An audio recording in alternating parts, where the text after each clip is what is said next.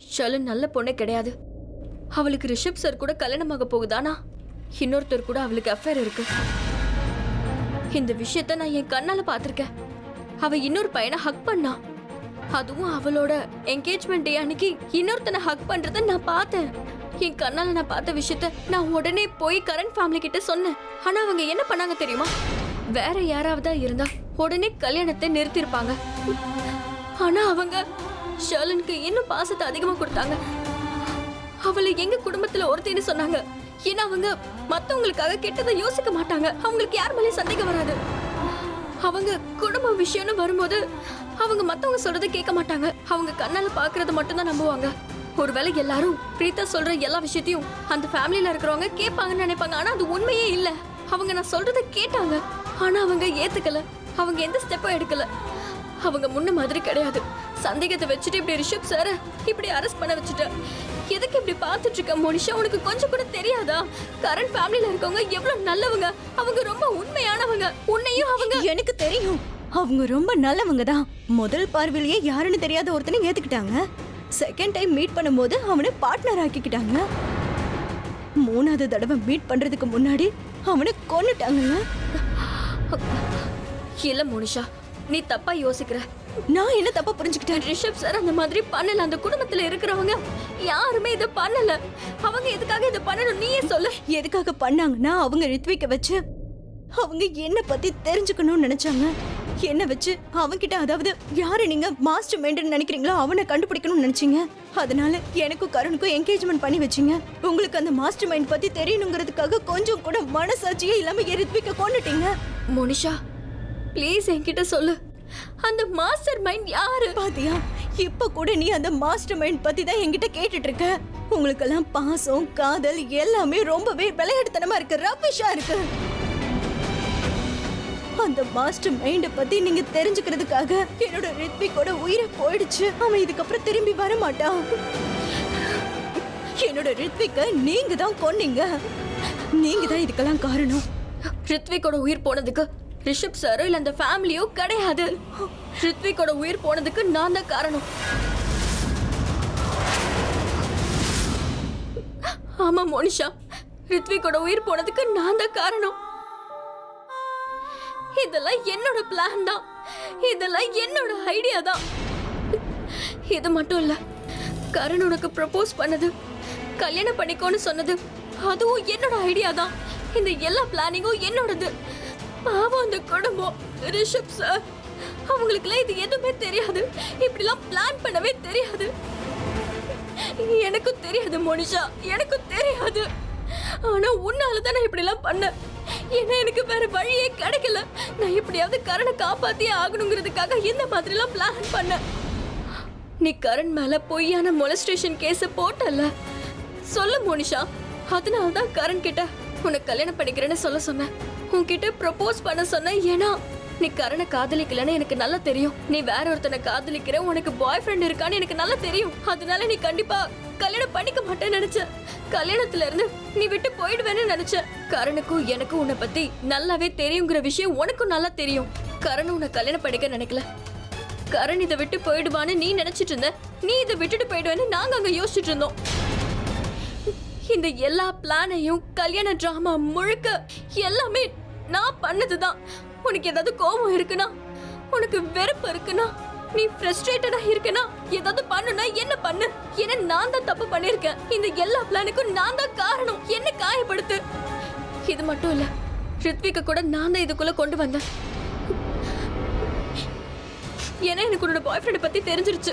அதனால நான் ரிஷப் சார் கிட்ட என்ன சொன்னா, நீ கல்யாணத்துல இருந்து பின் வர மாட்ட. அதனால ரித்விக் கிட்ட பார்ட்னர்ஷிப் ஆஃபர் பண்ண சொன்னேன். ரித்விக் உங்களோட பார்ட்னர் ஆகி அந்த மாஸ்டர் மைண்ட பத்தி சொல்லுவான்னு நான் கெஸ் பண்ணேன். நீயும் ரித்விக்கும் யார் சொல்லி இதெல்லாம் பண்றீங்கன்னு சொல்லுவீங்கன்னு நாங்க நினைச்சோம். அவங்க வாழ்க்கையில யார் இப்படி பண்றாங்கன்னு தெரிஞ்சுக்க நினைச்சோம். சோ இந்த பிளான் முழுக்க என்னோடது. ஆனா ரிஷப் சார்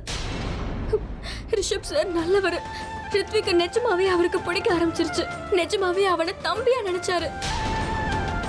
எப்போ அந்த கெஃபேல ரித்விக்க பார்க்க போனாரோ அன்னைக்கு அவர் என்கிட்ட 60 கோடி ரூபாய் மட்டும் இல்ல, நான் ரித்விக்கோட கரியரே மாத்திடுவேன், அவன் லைஃப அழகாக்கிடுவேன், அவனால கரண் தப்பிச்சுனா அதுவே போதும்.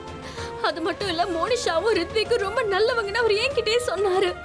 அந்த மாஸ்டர் மைண்டால தான் இவங்க எல்லாம் இப்படி பண்றாங்கன்னு கூட சொன்னாரு. ஏன்னா ரித்விக் அவர் அண்ணான்னு கூப்பிட்டானா.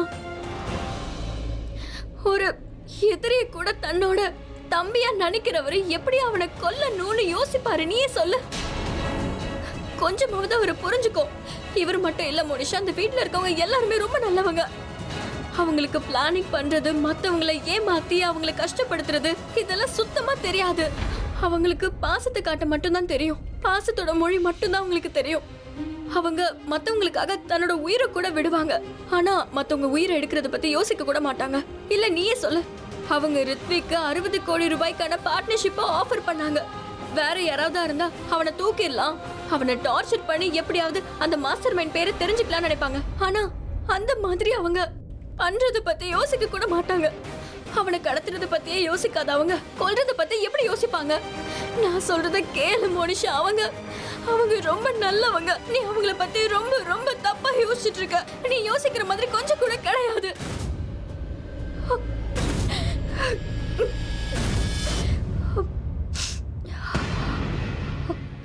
இங்க பாரு மோனிஷா, நாளைக்கு கோர்ட்ல ரிஷப் சார் ஆஜர் பண்றாங்க. ஒருவேளை நீ நிஜமாவே நல்லது பண்ணணும்னு நினைச்சனா, ரித்விக்கு எப்படியாவது நியாயம் கிடைக்க நினைச்சனா, நாளைக்கு நீ எங்களுக்கு அகைன்ஸ்டா எதுவுமே சொல்லக்கூடாது. நீ எங்களுக்கு சப்போர்ட்டா தான் இருக்கணும். அப்போதான் நம்மளால ரித்விக்கோட கொலைகாரனை கண்டுபிடிக்க முடியும். அப்பாவியான ஒருத்தருக்கு நியாயத்தை வாங்கி கொடுக்கணும். நான் சொல்ல நினைச்சத சொல்லிட்டேன். உண்மையா நான் உன்கிட்டே சொல்லிட்டேன். இதுக்கப்புறம் என்ன யோசிக்கணுமோ என்ன பண்ணணுமோ அதை நீதான் முடிவெடுக்கணும்.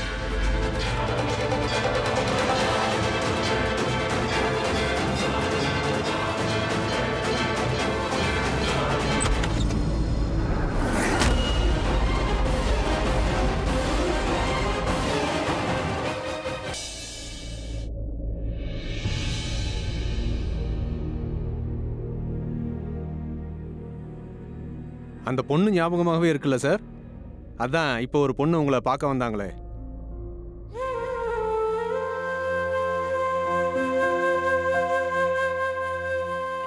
இது வரைக்கும் நான் அந்த பொண்ணை பற்றி யோசிக்கும் போது என் வீட்டில் இருக்கவங்க கூட யாருமே இதை கண்டுபிடிக்கல.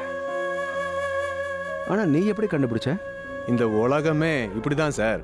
வீட்டாளுங்களுக்கும் வெளியாளுங்களுக்கும் இதுதான் சார் வித்தியாசமே. வீட்டில் இருக்கிறவங்க நமக்கு சொந்தமா இருந்தும் மனசுல இருக்கிறத புரிஞ்சுக்க மாட்டாங்க சார். நம்ம சொல்றதை தான் புரிஞ்சுப்பாங்க சார். நம்ம வாயை திறந்து என்ன சொல்றோமோ அதை மட்டும்தான் சார் அவங்க நம்புவாங்க. அந்த விஷயம் நம்ம கண்ணு முன்னாடி நடக்கிற வரைக்கும், அதை அவங்க பார்க்குற வரைக்கும் நம்பவே மாட்டாங்க. ஆனா அவங்க லவ் உங்க முகத்திலே தெரியுது சார்.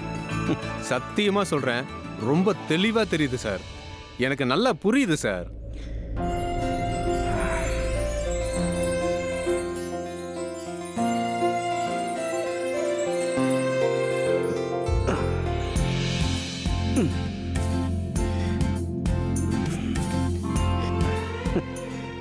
இந்த வாழ்க்கை ரொம்ப வித்தியாசமா இருக்குல்ல நண்பா. இங்க சுதந்திரம் இல்லை, ஆனா வெளியில ரொம்ப ஃப்ரீடம் இருக்கு. ஆனா மனசுல இருக்கிற உண்மையை வெளியில சொல்லவே முடியல. இங்க என் மனசுல இருக்கிற விஷயத்த உங்ககிட்ட நான் சொல்லவே இல்லை, ஆனாலும் நீ புரிஞ்சுக்கிட்ட. வெளியில எனக்கே என்ன புரிய வைக்க கஷ்டமா இருந்தது. இது நடக்கும் சார். இது சகஜம்தான். நமக்கு பிடிச்சவங்க கிட்ட நம்ம மனசுல இருக்கிற விஷயத்த சொல்ல மாட்டோம் சார். நம்மளை யாருன்னே தெரியாதவங்ககிட்ட எல்லாத்தையுமே சொல்லிடுவோம் சார். ஏன்னா வெளியாளுங்க தான் சார். நம்ம அந்த விஷயத்த சொன்னா அவங்க என்ன நினைப்பாங்களோன்னு நம்ம அதை பத்தி யோசிக்கவே மாட்டோம் சார். சரிதானே? உங்க முகத்துல தெரியுது சார். நிஜமாதான் உங்க முகம் பிரகாசமா இருக்கு சார். அந்த பிரீதா மேடத்தை பத்தி பேசினதுக்கு அப்புறம் நீங்க ரொம்ப சந்தோஷமாயிட்டீங்க சார். அதுக்கு காரணம் உங்க மனசு சந்தோஷமா இருக்கு சார். சார் நீங்களும் கொஞ்சம் யோசிச்சு பாருங்க சார். இப்போ நீங்க ஒரு பெரிய பிசினஸ் மேன், ஆனா இப்போ நீங்க ஜெயில இருக்கீங்க. அந்த டென்ஷனே உங்க முகத்துல கொஞ்சம் கூட தெரியலையே சார். ஏன்னா நீங்க யோசிக்கிறது எல்லாமே உங்க பிரீதா மேடம் பத்தி மட்டும்தான். இதுக்கு பேர் என்னன்னு உங்களுக்கு தெரியும்ல சார்? காதல். உங்களுக்கு அந்த பொண்ணு மேல லவ் வந்துருச்சு சார். சரி, ஓகே, நான் இப்ப தூங்க போறேன். ஏன்னா விடியறதுக்கு முன்னாடியே இந்த போலீஸ்காரங்க எந்திரிங்கன்னு தொந்தரவு பண்ணிடுவாங்க. அதுதான் காரணம்.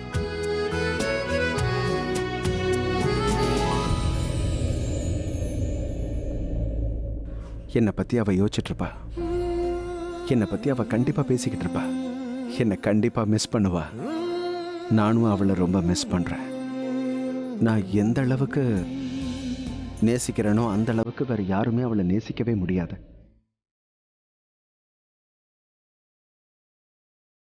பிரீதா, பிரீதா, நீ எங்க இருக்க? இப்ப நீ என் பக்கத்துல இருக்கணும். எங்கே இருக்க பிரீதா?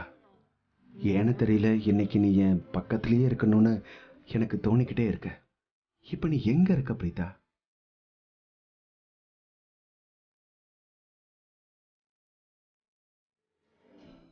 நான் இருக்கேன்ல ரிஷப் சார், கரண், உங்க 2 பேருக்காகவும் நான் வருவேன். உங்க 2 பேரையும் நான் காப்பாத்துவேன். நான் இருக்கிற வரைக்கும் இந்த குடும்பத்துக்கு எந்த கெட்டதும் நடக்காது. ரிஷப் சார், நீங்க இத பத்திலாம் யோசிக்காதீங்க. நீங்க சாப்பிடுங்க. வாயை திறங்க, வாயை திறங்க, இல்லைன்னா நான் உங்களுக்கு கம்பல் பண்ணி கொடுப்பேன்.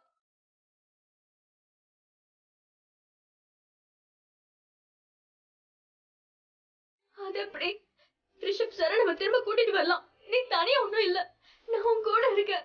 நான் எப்பவுமே உன் கூட தான் இருப்பேன். உன்னை தனியா விட மாட்டேன்.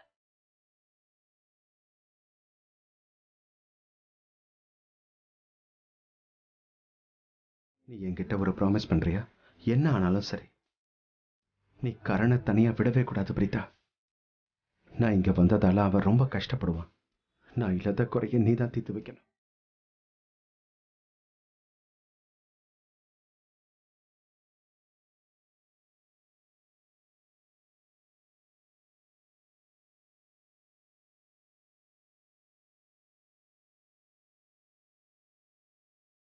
நீங்க தப்பா புரிஞ்சுக்கிட்டு பேசுறீங்கன்னு நினைக்கிறேன். இது உண்மையே கிடையாது. நீங்க ரிஷப் சாரை பத்தி பேசுறீங்க. ஐ அம் ஷூர் இது மிஸ் அண்டர்ஸ்டாண்டிங் தான்.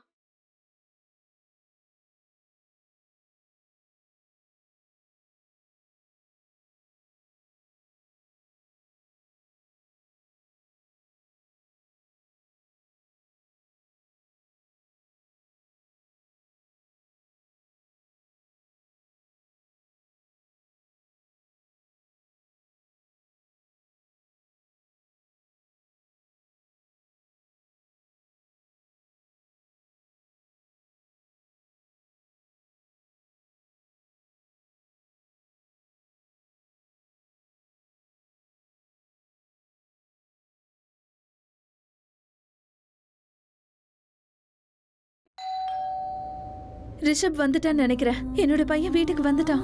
ரிஷப் வந்துட்டானா? என்ன நான் சொன்னேன்ல, ரிஷப் வந்துருவான். அவன் மேல எந்த தப்பும் இல்ல. இந்த போலீஸ் இருக்காங்களே, கொஞ்சம் சந்தேகம் இருந்தாலும் அரெஸ்ட் பண்ணி கூட்டிட்டு போயிடுவாங்க. ஆனா என் பையன் எந்த தப்பும் செய்யலன்னு அவங்களுக்கும் தெரிஞ்சிருக்கும். பிரீதா, பிரீதா, நீ வந்துட்டியாமா? என் ரிஷப் எங்கம்மா? ரிஷப் எங்கம்மா? அவன் உன் கூட வருவான்னு நினைச்சேன். என்னோட ரிஷப்பை கூட்டிட்டு வந்துட்டியா? என் பையன் எங்க இருக்கான்னு சொல்லுமா. என்னோட பையன் எங்க இருக்கான்? ஆண்டி, ரிஷப் சார் என் கூட வரல.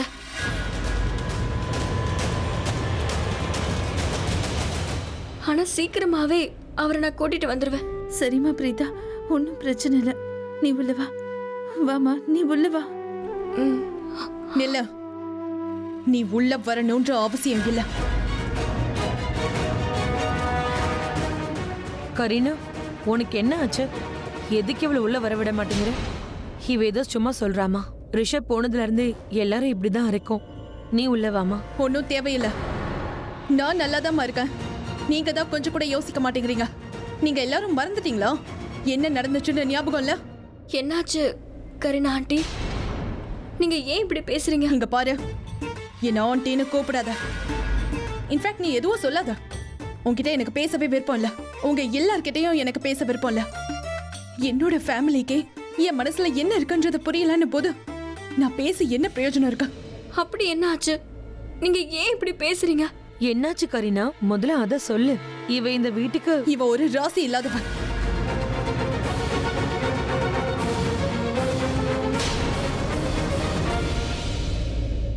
எதுக்காக எப்படி பாக்குறீங்க?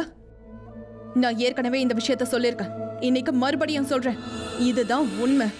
போன தடவை நான் இந்த மாதிரி சொல்லும் போது எனக்கு நல்லாவே ஞாபகம் இருக்கு. எல்லாரும் சேர்ந்து என்கிட்ட கோவப்பட்டீங்க. உங்க பாசமான பிரீதாவை இப்படி சொல்லிட்டேனேன்னு யோசிச்சிங்க. அம்மா என்ன ரொம்ப திட்டிட்டாங்க. அப்புறம் அண்ணா அண்ணி நீங்களும் ரொம்ப அப்செட் ஆயிட்டீங்கல்ல. உங்க மக பிரீதாவை பத்தி இப்படியெல்லாம் நான் பேசியிருக்க கூடாதுன்னு சொன்னீங்கல்ல. ஆனா ஒரு விஷயம் நல்லா ஞாபகம் வச்சுக்கோங்க. நான் அப்பவும் உண்மையை தான் சொன்னேன், இப்பவும் உண்மையை தான் சொல்றேன். இந்த பொண்ணு நமக்கு ராசி இல்லாதவ. எதுக்காக எப்படி பாக்குற? நீ எப்ப எங்க வீட்டுக்குள்ள வந்தாலும் உன்னோட ப்ராப்ளம்ஸை தான் கொண்டு வர. உனக்கு ஞாபகம் இருக்குல்ல? ஞாபகம் இருக்கா இல்ல மறந்துட்டியா? கரீனா, உனக்கு என்னாச்சு? ஏன் இப்படி பேசுற? ரிஷப் ஜெயிலுக்கு போயிருக்கான், நான் ஒத்துக்கிறேன். நீ ரொம்ப டென்ஷனா இருக்க, எல்லாருமே டென்ஷனா இருக்கும். ஆனா அதுக்காக பிரீதாவை தப்பு சொல்லாத. அவ பாவம் என்ன பண்ணா? போலீஸ் மேல கோவம் இருக்குன்னு எனக்கு தெரியும். ஆனா நீ ரொம்ப கோவப்படுற. ஆனா அந்த கோவத்தை எதுக்காக இவகிட்ட காட்டுற? நீங்க என்ன பேசிட்டு இருக்கீங்கன்னா? நான் என்னோட கோவத்தை யார்கிட்டயும் காட்டல. நான் இந்த பொண்ணை இந்த வீட்டை விட்டு போக சொல்றேன். இந்த பொண்ணை பாருங்களேன், கொஞ்சம் கூட வெக்கமே இல்லை இவளுக்கு. இந்த அளவுக்கு வேற ஒரு பொண்ணுகிட்ட பேசியிருந்தேன்னா அவ உடனே இங்க இருந்து போயிருப்பா. மறுபடியும் இந்த வீட்டுக்குள்ள நுழையவே மாட்டா. ஆனா இவ இங்க அமைதியா நிக்கிறா, நான் சொல்றத கேட்டுட்டு இருக்கா. உனக்கு கொஞ்சம் கூட வெக்கமே இல்லை அப்படித்தான்? கரீனாக்கா, எதுக்காக நீங்க இப்படி எல்லாம் பேசிட்டு இருக்கீங்க? உங்களுக்கு ஏன் புரிய மாட்டேங்குதா அண்ணி? உங்களுக்கு என்ன ஆச்சு? உங்களுக்கு ஞாபகம் இருக்குல்ல, உங்க பையன் ஜெயில்ல இருக்கான். உங்களுக்கு என்ன தோணுது? ரிஷப் எதுக்காக ஜெயிலுக்கு போனா? மோனிஷாவாலையா? இல்ல அண்ணி, அந்த ரவுடியாலையா? இல்ல, உங்க பையன் ஜெயிலுக்கு போனதுக்கு இந்த பொண்ணுதான் காரணம். அதுக்கான காரணம் இந்த பிரீதா தான். இவதான் ரிஷப் கிட்ட ரித்விக்கு 50% பார்ட்னர்ஷிப் கொடுன்னு சொன்னா. 60 crore. அப்பதான் ரித்விக் நம்ம எல்லாரையும் நம்புவான், ரிஷப் கிட்ட அந்த மாஸ்டர் மைண்ட் பேரை சொல்வான்னு சொன்னா. ஆனா என்ன ஆச்சு?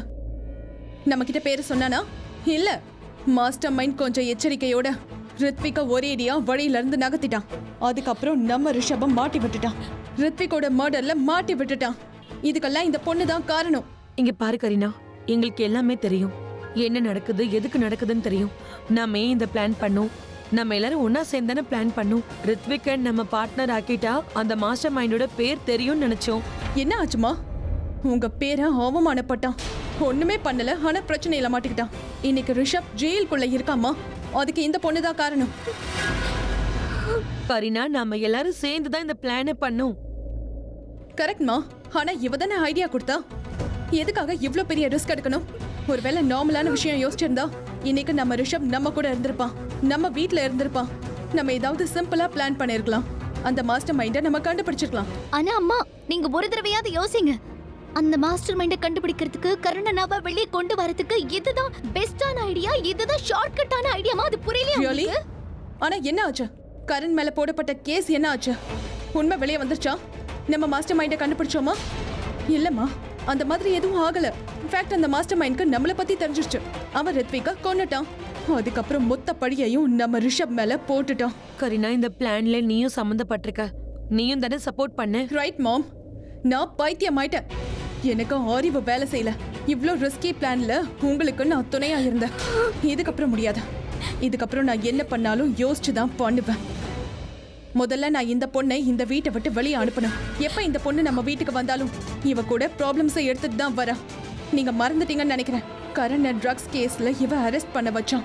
அந்த பார்ட்டிலையும் இவ அவன் கூட தான் இருந்தா. ஷர்லினோட பிரெக்னன்சி உண்மையை வெளியே கொண்டு வரேன்னு சொன்னால இந்த பொண்ணால தான் கரண் ஜெயிலுக்கே போனா. இந்த தடவை என்ன ஆச்சு? ரிஷப மர்டர் கேஸ்ல உள்ள போக வச்சுட்டாமா. ஏன்? ஏன்னா இந்த பொண்ணு ரித்விகோட உண்மையை வெளியே கொண்டு வரணும்னு நினைச்சான். இந்த பொண்ணால தான் நம்ம பசங்க எப்பவுமே பிரச்சனையில மாட்டிக்கிறாங்க. எல்லா தடவையும் அவங்களுக்கு தப்பு நடந்துட்டே இருக்கு. இந்த பொண்ணு எப்பவுமே நமக்கு நம்பிக்கையை கொடுக்கறா. நம்ம பிள்ளைங்களை நல்லபடியா வீட்டுக்கு கூட்டிட்டு வருவேன்னு சொல்றா. நம்மளும் எமோஷன்ஸ்ல வேற வழி இல்லாம இவ சொல்றதெல்லாம் கண்ணை மூடிட்டு நம்ம நம்புறோம். ஏன்னா நம்ம குழந்தைங்க தான் நமக்கு வீக்னஸா இருக்காங்க. ஆனா இந்த விஷயம் இந்த பொண்ணுக்கு நல்லாவே தெரிஞ்சிருக்கா. எல்லா தடவையும் பொய்யான நம்பிக்கையை தான் இவன் நமக்கு கொடுக்கறான். இது வரைக்கும் எப்பவுமே நம்ம குழந்தைங்க இவளால நல்லபடியா வீட்டுக்கு திரும்பி வந்ததே இல்ல. ஒவ்வொரு தடவையும் அவங்க பெரிய பிரச்சனையில மாட்டிக்கிறாங்க. அதுக்கெல்லாம் காரணம் இந்த பொண்ணு தான், இந்த பிரீதா தான் காரணம். கரீனா, போதும், ரொம்ப அதிகமா பேசுற. நான் சொன்னது எல்லாமே உண்மைன்னா உண்மை எப்பவுமே கசக்கும். சில நேரத்துல இந்த பொண்ணு இதெல்லாம் தெரிஞ்சேதான் பண்றாளோன்னு எனக்கு தோணுது. போதும் கரீனா, இதுக்கு மேல ஒரு வார்த்தை பேசாத. நான் பேசுவேமா, பேசுவேன். நம்மளை கஷ்டப்படுத்துறது இந்த பொண்ணுக்கு பிடிச்சிருக்குன்னு நினைக்கிறேன். இந்த மிடில் கிளாஸ் பொண்ணு இவ என்ன சொன்னாலும் நம்ம கேட்போம்னு நினைக்கிறா. இவ சொல்றத நம்புவோம்னு நினைக்கிறா. இதெல்லாம் இவ என்ஜாய் பண்றான்னு நினைக்கிறேன். இவளுக்கு இதெல்லாம் பிடிச்சிருக்கு. நம்மெல்லாம் இவளுக்கு சப்போர்ட் பண்றது இவளுக்கு பிடிச்சிருக்கு. உனக்கு இதெல்லாம் பிடிச்சிருக்குல்ல? சொல்லு, என்ன பிடிச்சிருக்குல்ல? கரீனா, போதும். நான் இதை நிறுத்த மாட்டேமா. உங்க எல்லாருக்கும் என்ன ஆச்சு? உனக்கு என்ன ஆச்சு? உங்க யாருக்கும் எதுவுமே தெரியலையா? கரீனாக்கா ப்ளீஸ் தயவு செஞ்சு நீங்க கொஞ்சம் அமைதியா இருங்க. ப்ளீஸ் தயவு செஞ்சு அமைதியா இருங்க. Sorry aunty. பிரீதா அழாதம்மா, நில்லு பிரீதா. உங்க எல்லாருக்கும் என்ன ஆச்சு? உங்க 2 பசங்களும் ஜெயிலுக்கு போயிட்டு வந்திருக்காங்க, அதுவும் இந்த பொண்ணால. உங்களுக்கு நான் சொல்றது புரியலையா? அக்கா இதுல பிரீதா மேல எந்த தப்புமே இல்ல. பிரீதா ரொம்பவே நல்ல பொண்ணுக்கா. நீங்க அவளை பத்தி தப்பா புரிஞ்சுட்டு இருக்கீங்க. அவ ரொம்ப நல்ல பொண்ணு. பிரீதா அப்படி என்ன மேஜிக் பண்ணி வச்சிருக்கான்னு தெரியல. உங்ககிட்ட பேச எனக்கு விருப்பமே இல்ல. என்ன வேணாலும் யோசிச்சுக்கோங்க, நான் போறேன்.